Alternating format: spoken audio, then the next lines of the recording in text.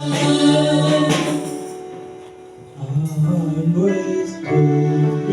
soleil s'éboule,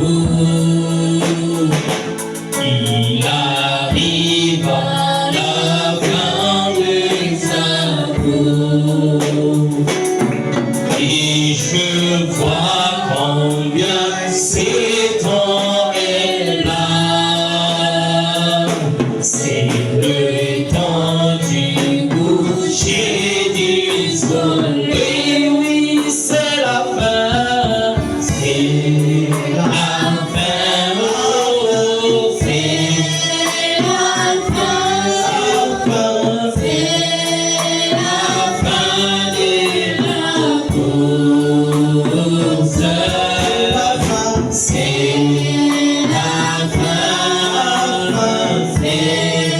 la fin. C'est la fin de toute chose.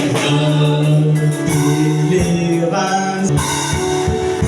Seigneur, notre Dieu, toi le créateur de l'univers, le créateur de toutes choses. Avant toi, il n'y avait point de Dieu, et après toi, il n'y en aura point. D'éternité en éternité, tu demeures le même. Seigneur, comme il est écrit dans ta parole, que tu sièges au milieu des adorations ainsi que des louanges. Seigneur, ce soir, nous croyons, Père, que tu es déjà ici, Père. Nous savons le livre d'Exode, Seigneur, lorsque Israël voulait conquérir Jéricho, Seigneur, par des simples louanges au Dieu Tout-Puissant, le chef du capitaine de l'armée céleste était descendu. Seigneur, merci pour ta présence. Nous croyons que les mauvais esprits, Seigneur, ont déjà pris la fuite au Père éternel de Jésus. Seigneur, si nous sommes ici présents, ce n'est pas au nom d'un saint quelconque, Seigneur. Mais si nous sommes rassemblés ici, Père, c'est en ton Saint-Nom. Mais il est écrit, Seigneur, en ton nom, tout genou doit fléchir, papa. Bénis le conducteur de chant.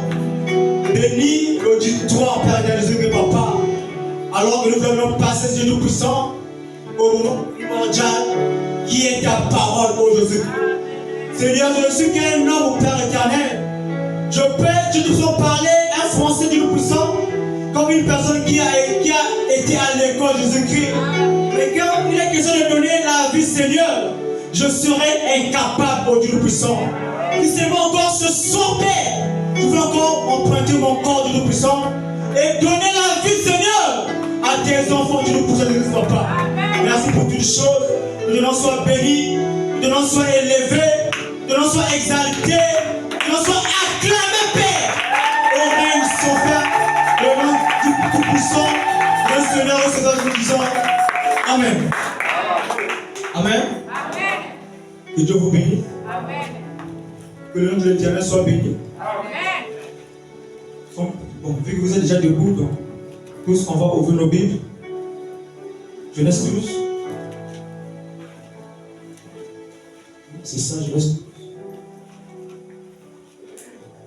Le verset 1er. À partir du verset 1er. Nous lisons au nom du Seigneur. L'Éternel dit à Abraham: va-t'en de ton pays, de ta patrie et de la maison de ton père, dans le pays que je te montrerai. Je ferai de toi une grande nation et je te bénirai. Je rendrai ton nom grand et tu seras une source de bénédiction. Je bénirai ceux qui te béniront et je maudirai ceux qui te maudiront. Et toutes les familles de la terre seront bénies en toi. Nous allons reprendre Genèse 17.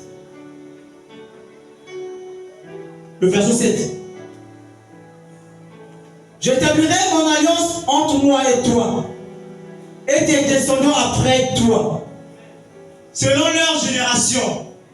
Ce sera une alliance perpétuelle, en vertu de laquelle je serai ton Dieu, et celui de ta postérité après toi.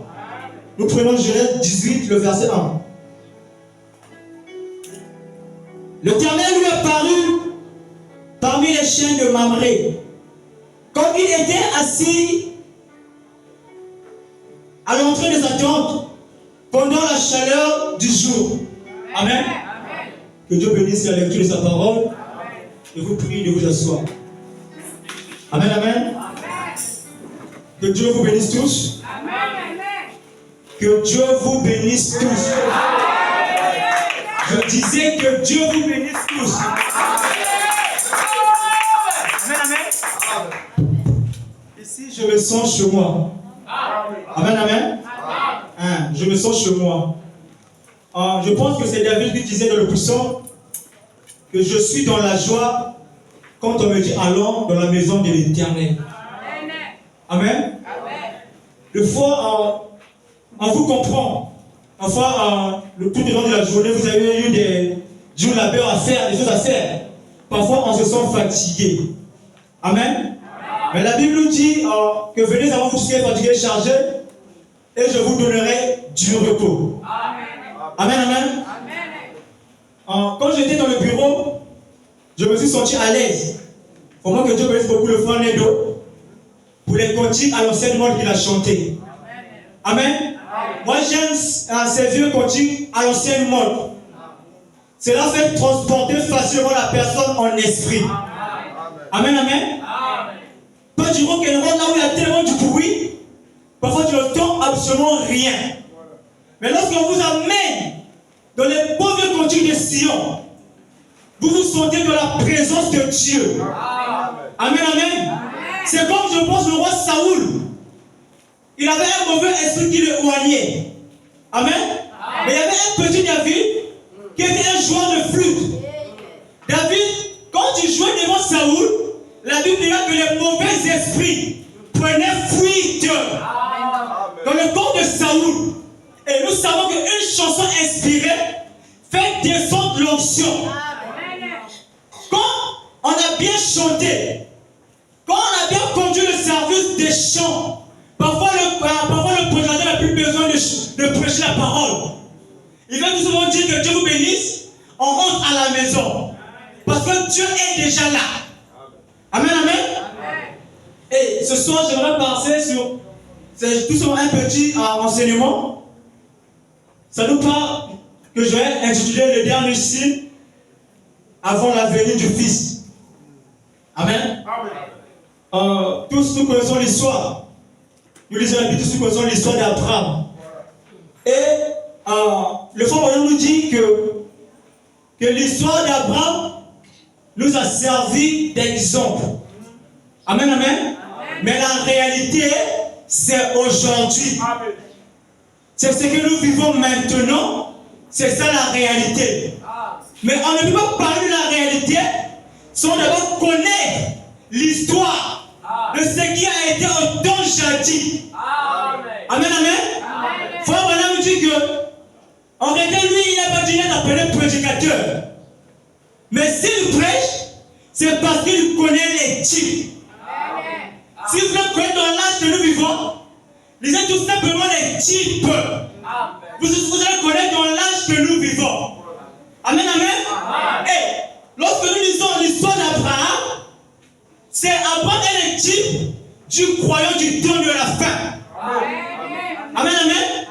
Parce que si on s'arrête seulement sur Abraham, cela ne nous fera aucun bien. Vous voyez? Cela nous servira d'aucune utilité. Parce qu'Abraham, aucun de nous n'avait vécu du temps d'Abraham. Nous, on a simplement lu et nous croyons. Vous voyez? Cela nous a servi d'exemple. Mais la réalité, c'est aujourd'hui. Voilà pourquoi ce soir, par la grâce de Dieu, on va essayer de partager avec vous d'abord le titre. Et si Dieu nous prend du vidéo autour de la semaine, nous parlerons de la réalité. Amen, amen. Et si nous savons en toute l'histoire d'Abraham, que en réalité, ce n'est pas Abraham qui avait le problème. Mais c'était sa femme Sarah. Saraï à l'époque, parce qu'on l'appelait d'abord Saraï. Parce qu'il était stérile. Abraham n'avait pas un problème. Mais c'était Saraï, sa femme, qui avait problème. Amen, amen. Mais Dieu dit à Abraham, parce que Dieu avait fait la promesse chez Abraham, que moi je te bénirai. Amen. Toi et ta postérité. Mais vous allez remarquer, lorsque Dieu avait promis à Abraham, on parle de l'histoire d'Abraham, nous sommes dans Genèse 12. Amen, amen. Parce que dans Genèse 11, je pense, là on nous parle de la tour de Babel. Et le frère Branham nous dit qu'à l'époque que la tour de Babel était appelée les portes des cieux, les portes du paradis. Amen, amen. Et le frère Branham nous dira, dans cette tour de Babel, c'est là où l'idolâtrie avait commencé. Les gens voulaient se réunir. Les gens ne pouvaient plus être conduits par Dieu. Les gens avaient besoin de leur propre credo. Amen, amen. Et voilà pourquoi lorsqu'ils se sont consentis, qu'ils faisaient un tour, afin que personne ne puisse nous séparer. Et mais Dieu, lui qui connaît, lui qui a la préscience, lui qui lit dans les pensées des cœurs, la Bible dit qu'il était descendu, afin de les confondre. Amen, amen. Et il y a une diversité de langues, et une diversité de langages. Amen. Donc c'est là où, il faut dire que c'est là où l'idolâtrie a commencé. C'est là où les gens ont commencé à adorer les idoles. Amen, amen. Voilà pourquoi je vais lire la première, je crois, citation pour appuyer ce que je suis en train de dire. Je pense que c'est sur la brochure, dans la brochure, l'alliance inconditionnelle. L'alliance inconditionnelle. Oui, je pense à l'alliance inconditionnelle. Au paragraphe 24. Paragraphe 24.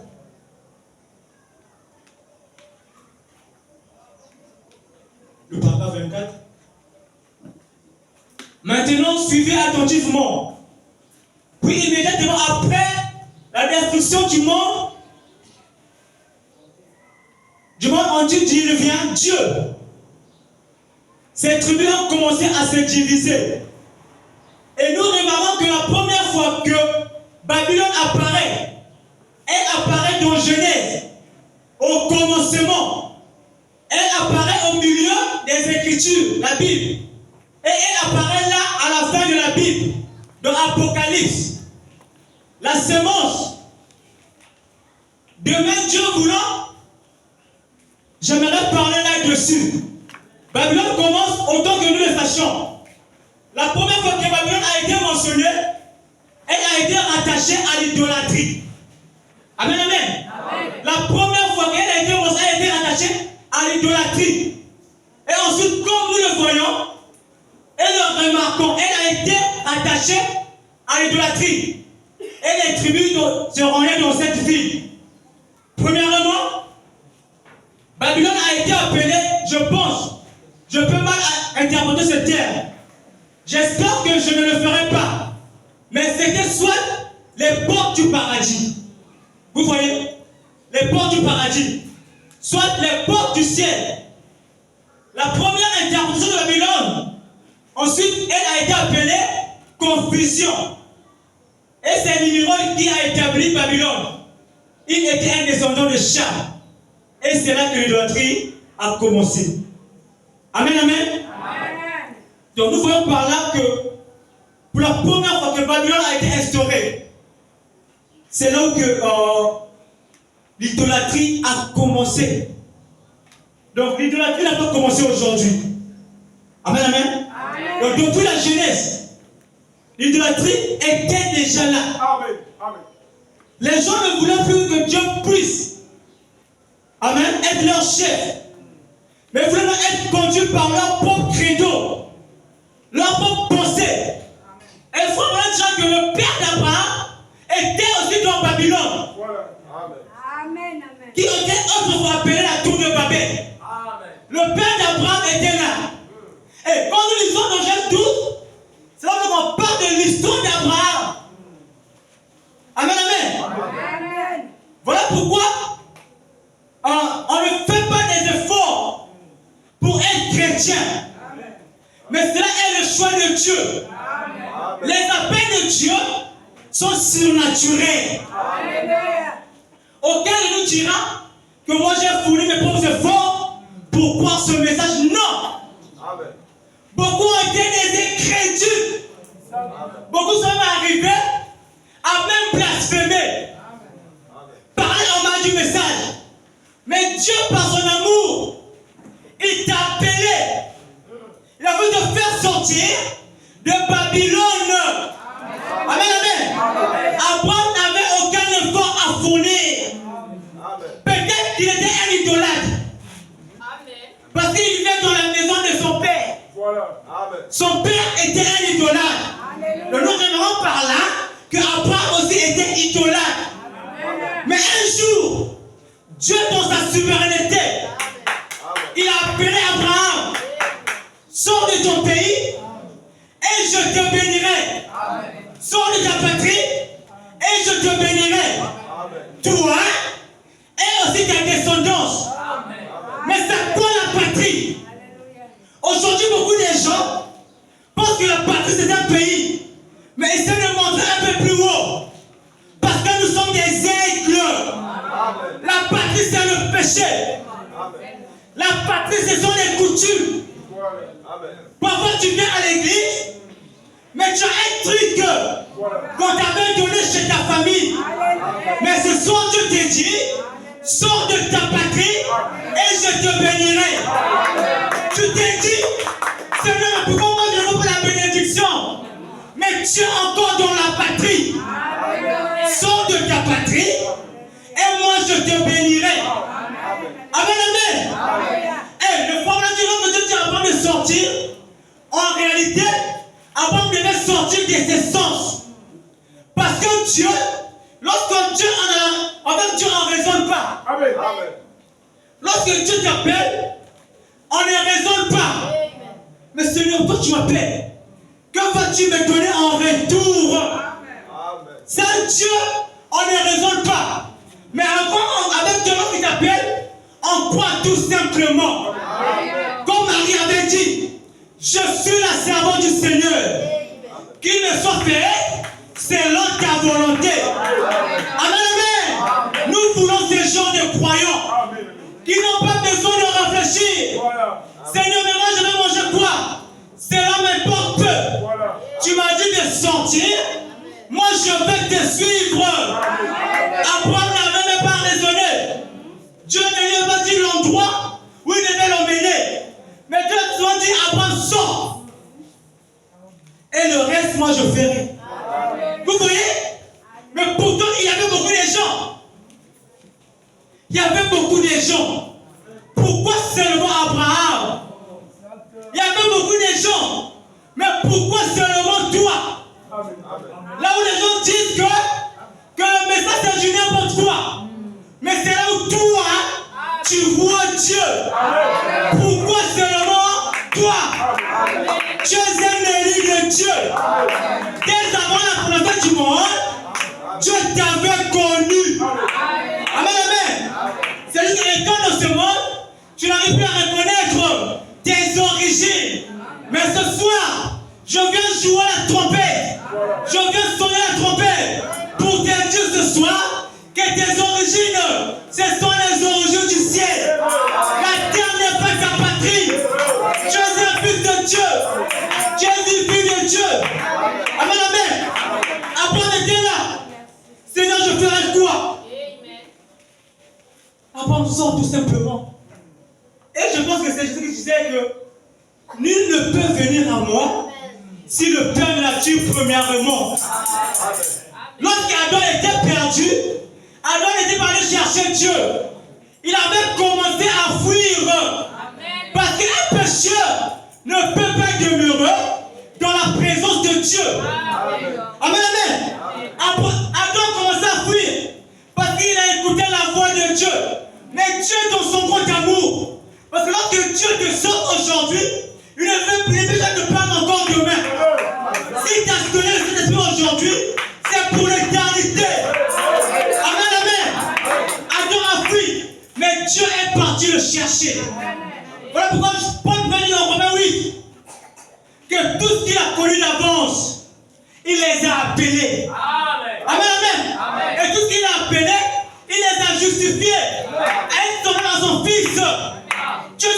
Dieu. Amen. Pourquoi tu n'arrives pas à reconnaître cela? À premier verset là, il n'avait pas besoin de douter. Il n'avait pas besoin de dire Seigneur, mais moi je vais manger quoi ici, je suis déjà béni. Tu as un copain quelque part. Mais si je laisse mon copain là, moi je vais manger quoi? Fais ce que la parole dit. Et il prendra soin du reste. Si les oiseaux, les moissons, ils les nourrissent, les dieux prennent soin d'eux. Qu'en est-il de toi, son fils? Qu'en est-il de toi, sa fille? C'est juste que toi tu raisonnes. Mais ce soir, soyons comme Abraham. Amen, amen. Dieu dit à Abraham, sors de ta patrie et je vais te bénir toi et ta descendance après toi. Mais Abraham ne savait pas où partir. Amen, amen. Parce qu'on a commencé de parler de l'histoire d'Abraham. C'est lorsque le monde a subi, je crois le déluge. C'est seulement les 3 fils de Noé. Amen, amen. Qui ont surpeuplé la population, qui ont surpeuplé le monde. On avait Sem, Japheth et Cam. C'est à travers ces 3 enfants que nous sommes aussi aujourd'hui. Amen, amen. Le monde nous dit que nous avons 4 nations. Nous avons 4 continents. Mais la Bible nous dit qu'on a que 3 races. Moi, je prendrai ce que la Bible dira. Amen, amen. Et lorsque les enfants sont venus, et le frère Branham nous dit que les 3 mages aussi, l'un était de la descendance de Sem, l'autre de Japheth, et l'autre était de Cam. Amen, amen. Et lorsque les mages sont venus pour amener, je crois, l'offrande à Jésus, ils étaient conduits par l'étoile. Amen, amen. Les 3 nations étaient conduites par l'étoile. Ils suivaient l'étoile. Et l'étoile les a conduits jusqu'au bébé Jéhovah. Frère Branham dit que c'était le bébé Jéhovah dans une crèche. Amen, amen. Jésus, lorsqu'il est né, la divinité était là. Les autres ont adoré. Amen, amen. Vous avez remarqué une chose, que l'étoile dans un cadre prophétique, c'est le type du messager. Le messager de l'heure, c'est Malachie 4. Tous nous les croyons. Mais le messager n'acceptera jamais qu'on puisse l'adorer.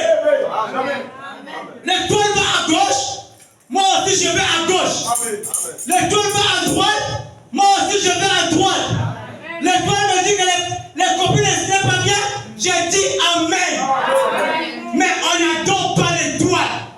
La personne que nous devons adorer, c'est le Seigneur Jésus-Christ. C'est lui l'admirable. C'est lui le conseiller. C'est lui le louable. Quand tu as des côtés, il te donne la force. Il te donne la joie. Il te donne la paix. Lorsque les gens t'abandonnent, mais il est toujours là. Quand les gens pouvaient dire, je sais que mon Rédempteur est vivant. Et il se lèvera le dernier. Branham ne sera jamais là. Mais Jésus sera toujours là. Amen, amen. Abraham ne pas réfléchir. Dieu lui dit de sortir. Et quand il sort, il a voulu amener son neveu l'autre. Amen, amen. Dieu t'a dit de sortir seul, toi seul. Mais toi tu vas amener l'autre. L'autre c'est quoi? L'autre c'est le péché chouchou. Que toi tu cajoles là. Amen, amen. Ça je laisse. Mais ça, même si on t'aime pour dire la parole, jamais je ne serai cela.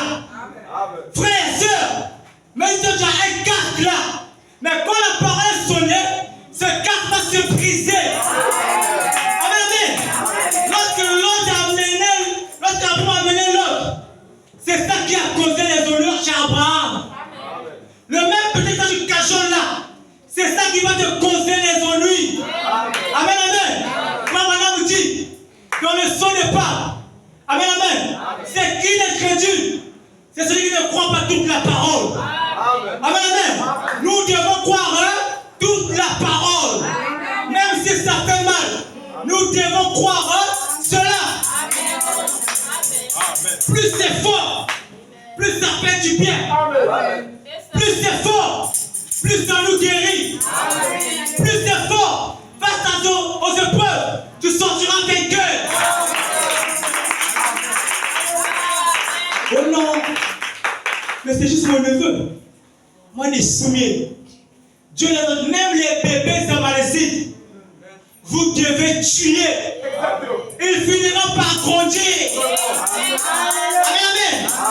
L'heure du culte arrive. Non, je suis d'abord une série. C'est un bébé amalécite. L'heure du culte arrive. Tu vas jouer au Congo-Bé. Amen. Moi, ça me tombe, je vois les frères jouer au Congo-Bé. Quand j'étais au Brazza, j'ai eu de mes amis qui travaillent là-bas. Je ne sais pas comment bien du quoi. Moi, je suis venu là-bas. Oh, toi, je suis revenu ici. Oh oui. Oh, viens parier. Après, tu vas jouer. Je dis, mais moi, je ne voulais pas jouer à ça. Un jeune comme toi. Un jeune comme toi, tu ne joues pas à ça. Je dis, non, je ne connais pas jouer à ça. Et moi, ça m'étonne de voir les frères jouer au Congo-Bé. C'est une honte. Là, tu dis à non. Oh non, peut-être oui, il y a 3 millions. Frère Branham condamnait le jeu d'hasard. Nous ne croyons pas au jeu d'hasard. Jouer au jeu d'hasard, c'est un péché. J'aurais dit, jouer au jeu d'hasard, c'est un péché. Et si toi tu joues à ça, ce soir tu te bats. Là où tu arrives. Oh non, moi, dans ça quoi? Moi, Novelas. 16 heures. Oh là là. Le but pour 17 heures, donc je vais 17 heures pile. Le frère Branham dit qu'on va venir à l'église 30 minutes avant le culte. Beaucoup de gens ne vivent plus cette écriture. Plus ils ont fait tellement des années dans le message, ils ont une certaine spiritualité. Que moi, je suis là spirituel, je connais la parole. Je vais devant 17 heures fort. Honte à toi. Moi, je ne vis pas la parole pour une soeur quelconque. Je ne vis pas la parole pour un frère quelconque. Si moi, je vis la parole, c'est parce que j'aime le Seigneur Jésus-Christ. Et si l'amour de Dieu est en toi, dès il est 16 heures, ton cœur va commencer à brûler. Je veux aller au culte. Je veux aller à l'église. Mais aujourd'hui, ta démarche. C'est une démarche. Non. Venons à l'église et prions notre Dieu. Il est plus tard que nous le pensons. Vous êtes conscients de ça? Il est plus tard que nous le pensons. Mais Abraham, je pense Genèse 13, il a réservé son frère Lot.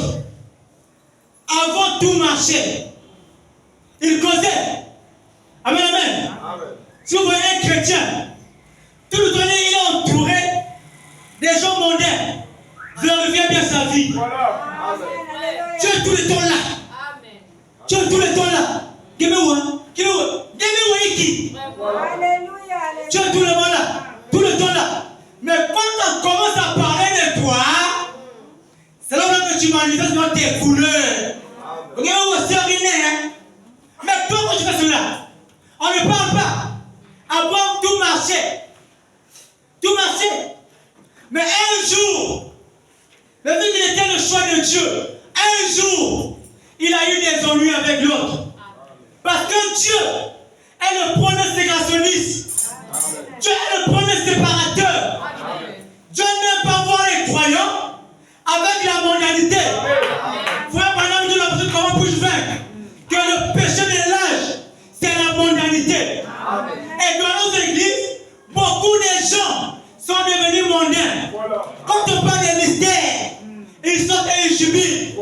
Mais quand on leur parle du tour de doigt, répondez-vous, le roi des est proche. Oh non, il est trop dur. Mais c'est pour votre bien.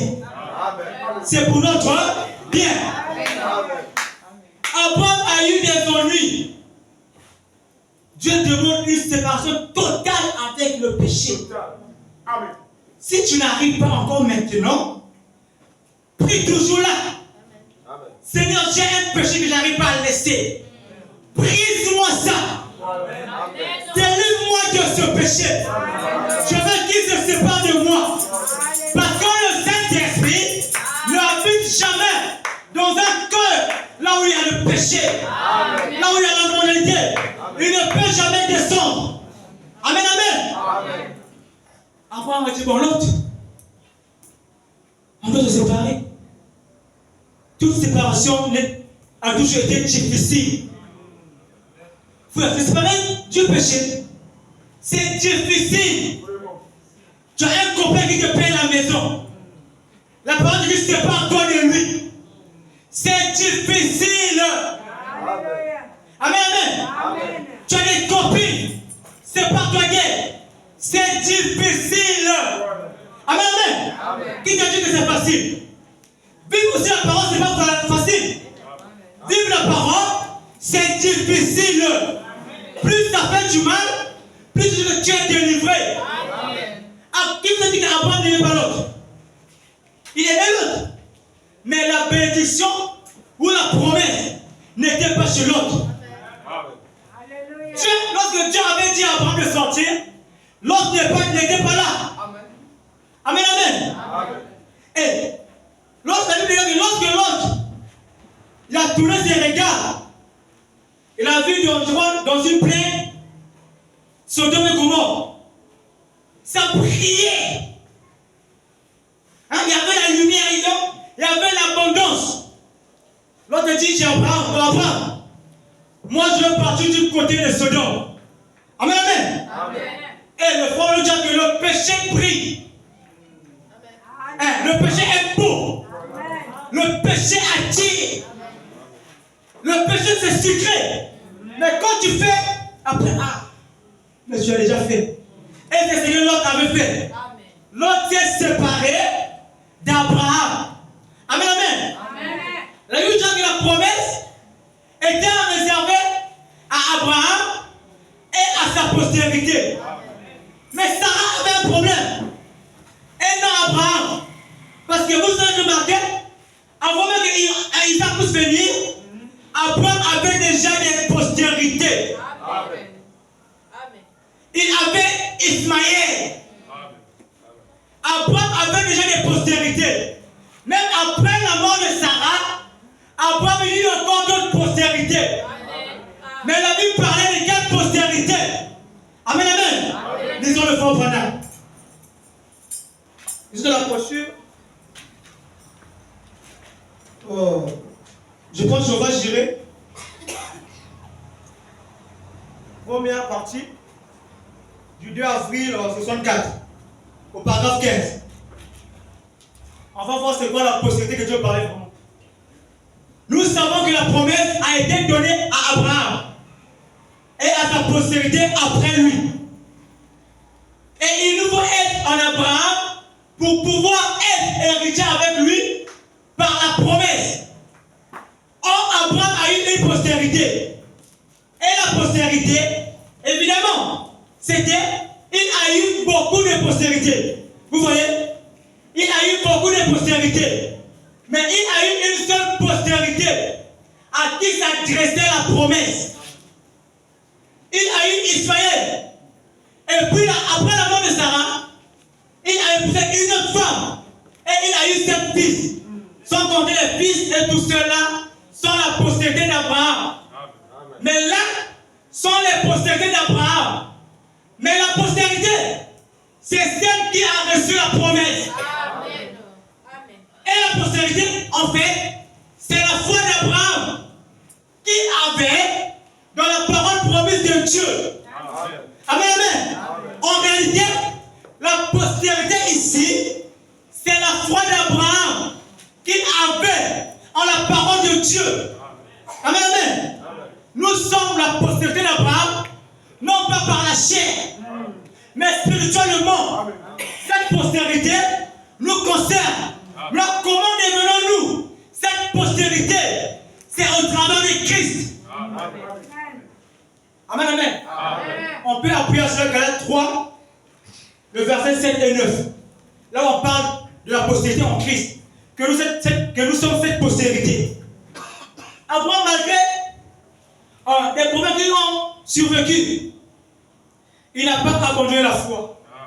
Amen. Amen. Il a commencé à marcher. Et le frère explique parfois, il venait voir même Sarah. Mais Sarah, comment je te sens?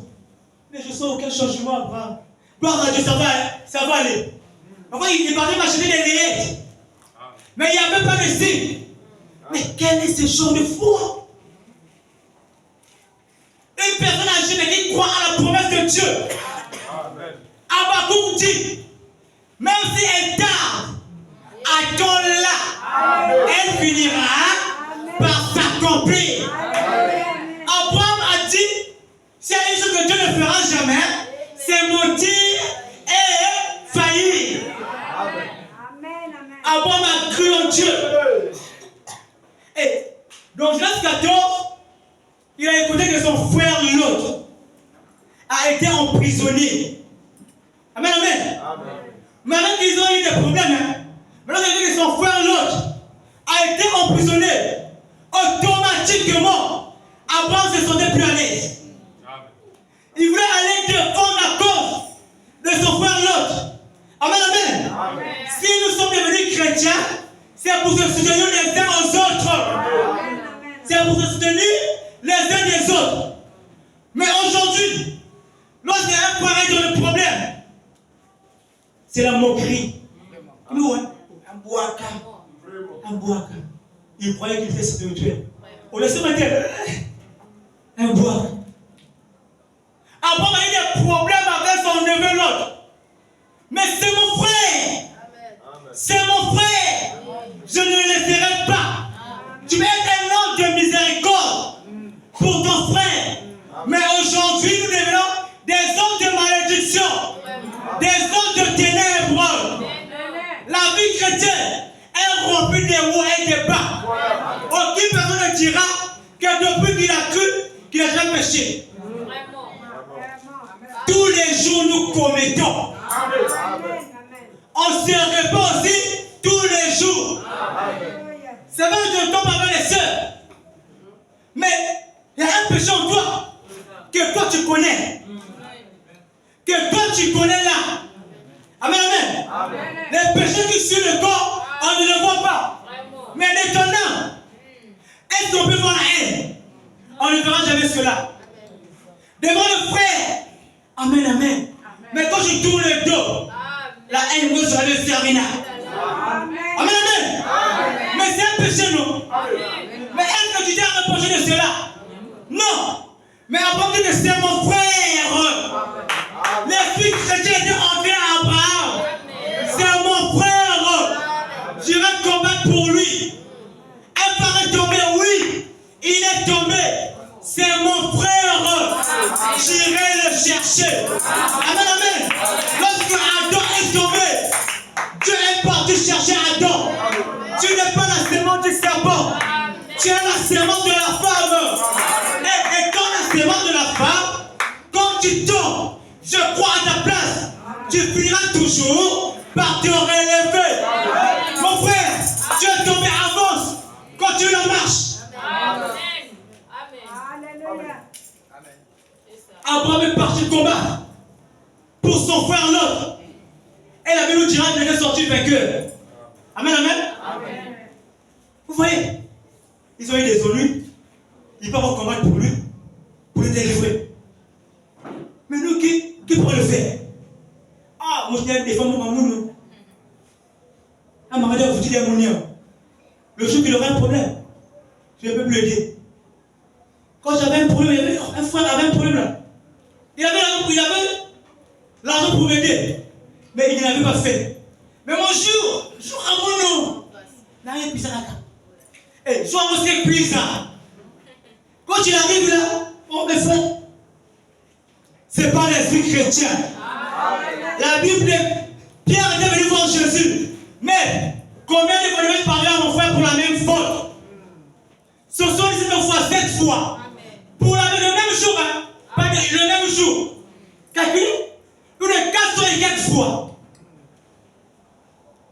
Lorsqu'Abraham a fini de vendre qu'il a croisé Melchisédek. Amen, amen. Lui qui n'est ni fin de vie, ni commencement de jour. Lorsque Melchisédek descend, il vient avec du pain et aussi le vin. Amen, amen. Mais c'est quoi le pain? Le pain aujourd'hui, c'est la parole. Jésus a dit que vos pères ont mangé la manne là-bas dans le désert, mais ils sont tous morts.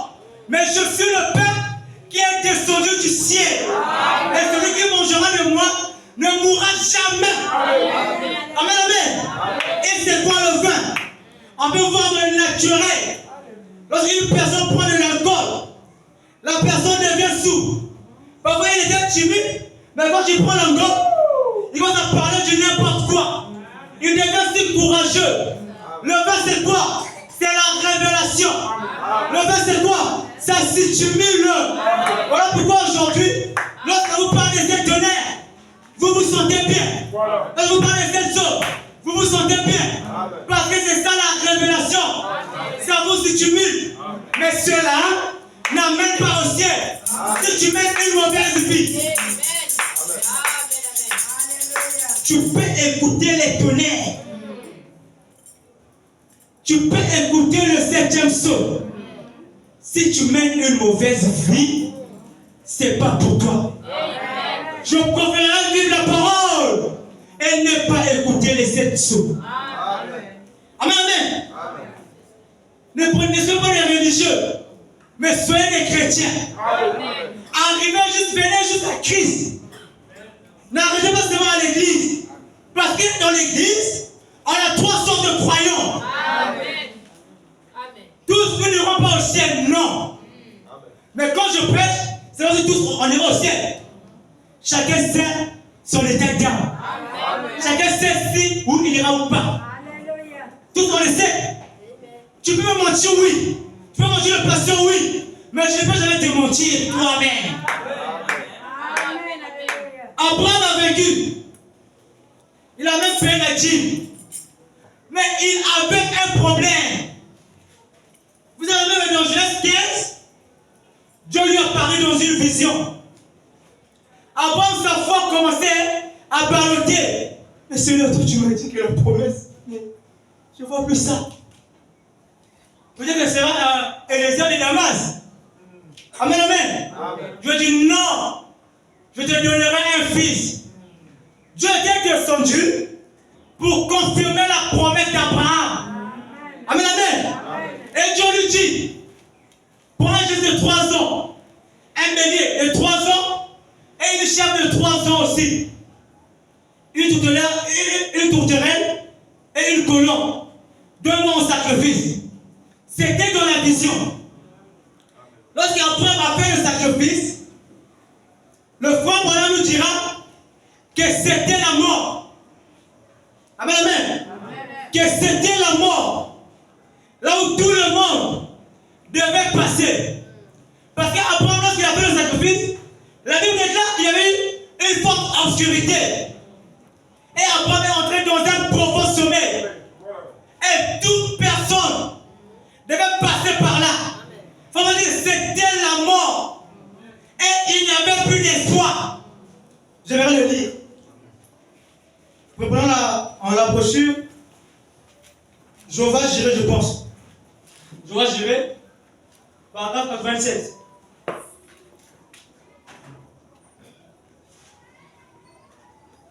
Paragraphe 96. Remarquez, il a dit à Abraham, la première chose qu'il a vue, c'est qu'une grande frayeur, une grande obscurité l'a assailli. D'abord, un profond sommeil est tombé sur lui. Or, ce sommeil représentait la mort. Le lot de tous les êtres humains. Tout homme doit mourir. La mort, le lot de tous les êtres humains. Ce sommeil l'a envahi.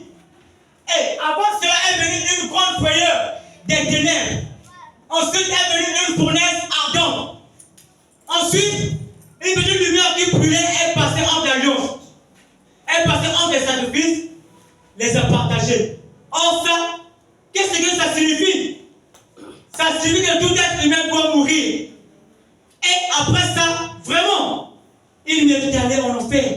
c'est vrai. Dans les ténèbres du dehors, séparés de Dieu. Mais la lumière est entrée et elle est passée entre eux. Elle a partagé ses sacrifices. Si vous comprenez, nous, cette alliance. Amen, amen. Amen. Donc cette frayeur, c'était la mort. Et le lot de tous les êtres humains devait passer par là. Mais gloires sont rendues à Dieu. Une petite lumière a traversé les ténèbres. Vers le soir, la lumière paraîtra. Amen. Amen, amen. Et la lumière a apparu. Voilà pourquoi la vie est rentrée de nouveau sur la terre. Abraham avait le sacrifice. Malgré que Dieu a confirmé l'alliance, mais il n'était jamais de son Dieu. Abraham avait toujours un problème. Et son âme ne faisait qu'avancer. Nous sommes la postérité d'Abraham, gloire à Dieu. Même devant les épreuves. Mais je sais ce qu'il a dit, ça finira par s'accomplir. Peu importe le temps qu'il s'apprendra, ça finira par s'accomplir. Le péché qui te pèse maintenant, un jour, ça finira par partir. On t'attend, mais un jour, tu sortiras vainqueur. Abraham avait la foi. Sarah est venue. Abraham, vraiment, je sais que je crois pour toi. Avec mon âge là, je peux encore mettre au monde. Non, prends d'abord ma servante. Voyez-vous le doute? Voyez-vous le doute? Mais pourtant la promesse n'était pas chez Agar. La promesse était chez Sarah. Mais Sarah manque de révélation. Non, Abraham l'envoie d'abord. Mais Abraham n'avait pas le choix. Malgré qu'Abraham avait commis cette erreur, Dieu avait fermé les cieux. Abraham avançait de 75 ans. Il ne savait plus quoi faire. Dans Genèse 17, la Bible déclare que Dieu lui est apparu sous la forme de El Shaddai. Amen. Gloire à Dieu. El Shaddai, qui signifie le Dieu tout-puissant. Amen. Notre Dieu n'est pas puissant, mais il est tout-puissant. Le diable est puissant, oui, mais notre Dieu est tout-puissant. Abraham ne savait plus quoi faire, mais El Shaddai est venu sur lui. Lorsque tu deviens fatigué, le tout suffisant, toi tu as un problème, mais tu appelles Jéhovah Rapha. Non, tu n'es pas malade, mais tu as un problème à régler. N'appelle pas Jéhovah Rapha, parce que lui il guérit, mais appelle le Dieu tout-puissant pour régler ton problème. Et je pense, lorsqu'on fait appel à lui, il descend toujours. Il descend toujours. Le mot El Shaddai, c'est le pluriel de Shad. Shad qui veut dire celui qui porte le porteur de saint, un saint. Mais quand on mélange Shaddai, c'est le pluriel. Porteur des saints. Et quand on met El, ça veut dire Dieu. Dieu qui porte des saints. Abraham était fatigué. Il avait besoin de reposer sur les promesses. Amen, amen. Il n'avait pas besoin de Jéhovah Rapha, mais il avait besoin de se reposer sur les promesses. Voilà pourquoi Dieu, après avoir visité dans plusieurs formes et symboles, il est sur la forme de El Shaddai pour dire à Abraham, je suis le Dieu tout-puissant. Est-ce que moi je dis, je l'accomplirai toujours.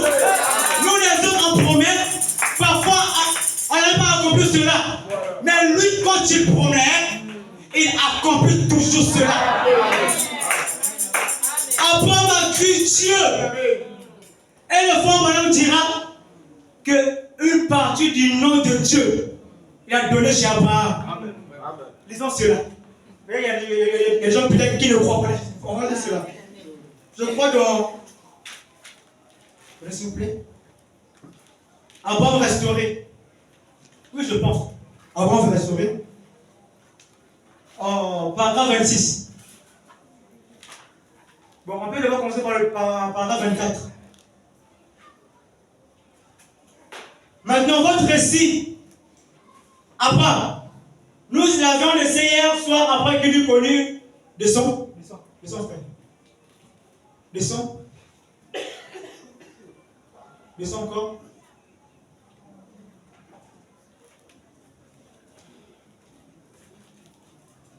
C'est bon. Descends un peu. Non, monte un peu. Voilà. Dieu lui est apparu. Il est venu vers lui sous le nom du Dieu Tout-Puissant. Le mot hébreu pour cela, c'est El Shaddai, le Tout-Puissant. Et nous avons vu, en décomposant ce mot-là, que Shad, en hébreu, veut dire saint. Shaddai signifie le Dieu porteur des saints. Un Dieu qui a des saints pour déverser sa propre force dans ses enfants croyants. Lorsqu'ils sont malades, lorsqu'ils sont faibles, lorsqu'ils ont l'esprit abattu, Dieu déverse sa force en eux. Lorsqu'ils ont peur de sa promesse sainte. Et qu'ils se mettent à se réussir à ses promesses. Prenons le paragraphe 26. Et pour lui montrer ce qu'il allait faire, il a changé son nom. Autrefois, c'était appelé Abraham. Il a changé le nom de Sarah. C'est vrai. Faites attention à ces noms. Il signifie quelque chose. Pourquoi changes-tu le nom de Jacob en Israël? Pourquoi changes-tu le nom de Saoul en Paul? Pourquoi fais-tu toutes ces choses? Après qu'il eut vaincu et qu'il fut entré dans la gloire, il est dit que son nom a été changé. Dans l'Apocalypse, une promesse a été donnée à ceux qui vaincront, qui leur fera savoir un nom, son nouveau nom. C'est vrai. Chaque fois qu'on vainc, on reçoit un nouveau nom. Amen, amen. Beaucoup de gens, les noms ont une signification. Amen. Les noms ont une signification. On peut parler de Jacob. Jacob qui veut dire escroc, supporteur, un filou voleur. Mais lorsqu'il a rencontré Dieu à Péniel, il a dit que tu dois d'abord me bénir. Et Dieu lui a dit, quel est ton nom? Oh, je m'appelle Jacob. Il dit, non, il faut changer ce nom. Amen. Frère, ce nom signifie quelque chose. Voilà pourquoi vous devez beaucoup faire attention au nom que vous donnez à vos enfants. Amen. Tu es chrétien, tu donnes le nom de ton enfant, c'est pas Zidane. Vous voyez? Tu es chrétien au nom Jackson. Mais c'est pas celui de Jackson qui est Orlanais, qui est Jackson Orlanais. Ça signifie quelque chose. Frère, par exemple, Elvis signifie chat. Elvis signifie le rat. Vous voyez? Ça signifie quelque chose. Donnez les noms chrétiens à vos enfants. Tu donnes le nom de l'enfant malheur ou misère. Ça signifie quelque chose. Dieu, pour bénir Abraham, il devait leur changer son nom. Amen, amen. Et le nom signifie une nature. Dieu, pour te bénir, il doit changer ta nature. Dieu, pour te visiter, il doit changer ta nature. Avec ta nature mondiale, tu viendras à l'église. On va te donner la spiritualité. Mais Dieu ne te connaît pas. Amen. Alléluia. Dieu a changé le nom d'Abraham. Frère, 99 ans, Dieu vient changer son nom. Mais un jour, je sais que mon Dieu ne ment pas. Un jour, Abraham était fatigué. Il se reposa sur les chaînes de Mamré. Pourtant, les gens passaient. Les gens passaient. Et tout d'un coup, il leva ses yeux. Il vit 3 hommes. Mais qui avaient un aspect différent. Amen, amen. Donc ces hommes-là, non, ils sont différents. Pourtant, ils étaient 3. celui du milieu. Seigneur, ne passe point sans vouloir venir manger chez moi. Amen, amen. Pour nous, ils étaient au nombre de 3. Voilà. Frère Branham dit qu'on ne peut jamais accorder cette doctrine à un juif qu'il existe 3 dieux. Avant d'appeler Seigneur. Vous voyez le dernier signe. Avant la venue du Fils, Dieu a apparu à Abraham dans la chair humaine. C'était Dieu. Frère Branham dit que c'était Elohim. Dieu dans la chair humaine. Lorsqu'il est descendu, amen, amen. Il a dit à Abraham, Dieu. Quand il descend, ils ont mangé chez Abraham. Dieu, après avoir bien mangé, il commençait à divulguer son secret à un mortel. Oh, Abraham, tu sais, moi, on a parlé de tout cela. Parce que Dieu a mangé. Et en ces temps de la faim, Dieu a donné sa parole à un mortel appelé William Marion Branham. Nous ne l'adorons pas, mais nous savons que le Père du roi, c'est sa parole. Dieu a donné sa parole à un mortel. Quand Branham a dit réveiller les sourds, non, c'est Christ qui a révélé les sourds. Après, je vais aller de tout ce nom. Parce que Dieu a bien mangé. Dieu de la chair humaine, ils se sont bien. Quand il mange, il a fini de manger, il est parti. Abraham était toujours vieux. Oh, je te visiterai. Il est parti. Abraham est resté là. Et tout d'un coup, frère Branham dira que leur corps était rajeuni. Frère, que vous ne le croyez ou pas, c'est ce que moi je crois. Et Genèse 20 l'affirme que le roi Abimelech, un jeune roi, a convoité Sarah. Peut-on convoiter une fille? Non. Elle était rajeunie. Frère, Dieu dans la chair humaine donne toujours la solution. Croyez à cela. Cela donne la solution. Je pensais qu'il y avait un courageux pour dire amen à la parole. Car dans la vie, si toi tu as un problème, même le problème d'Abraham, ça paraissait difficile, mais pas impossible.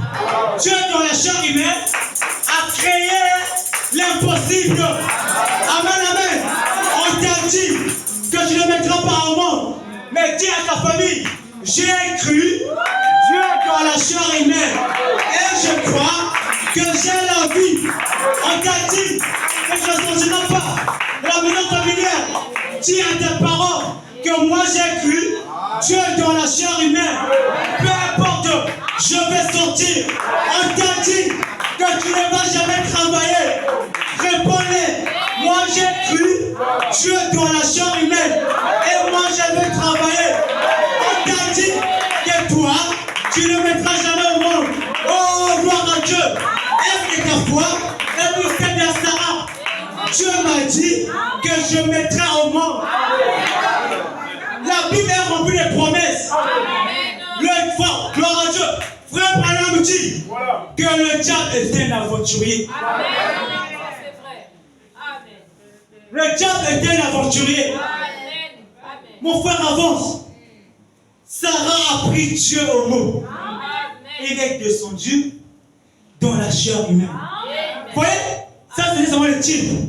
Mais si Dieu nous prend de vie, tout au long de la semaine, on va voir la réalité. Amen, amen. En disant cela, ta vie doit changer. Si hier tu avais une mauvaise conception, mais ce soir, tu rentres, tu marches, que tu dis que Dieu nous a visités. Hier, j'ai dit que si les Fils vous affranchissent, vous serez réellement libre. Quand tu proclames la liberté de ta vie, quand tu vivras libre, c'est le Seigneur que nous crie. Et on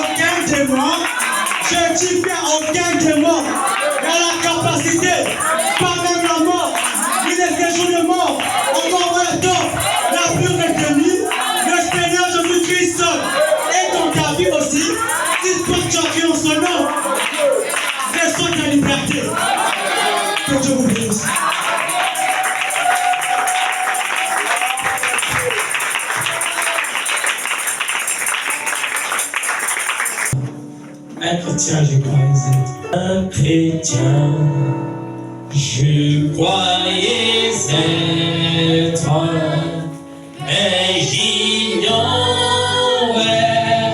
le bonheur que Jésus, mon divin maître, vient m'apporter dans le cœur. Pour la paix que Jésus donne, je dirai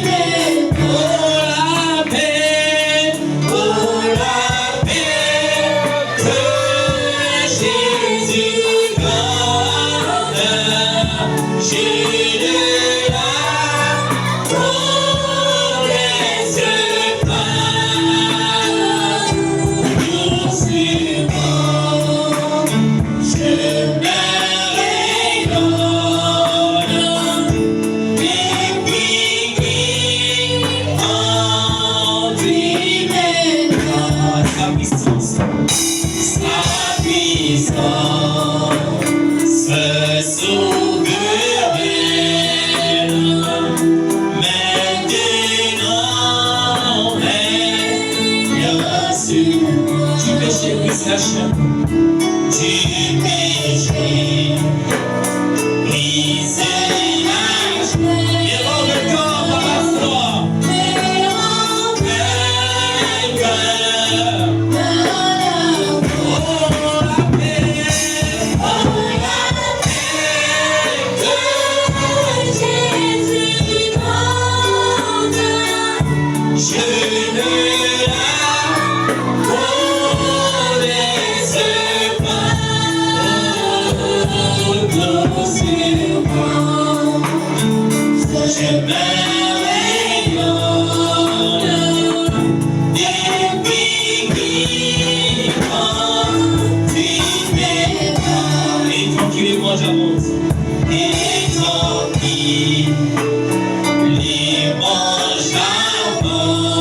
J'avance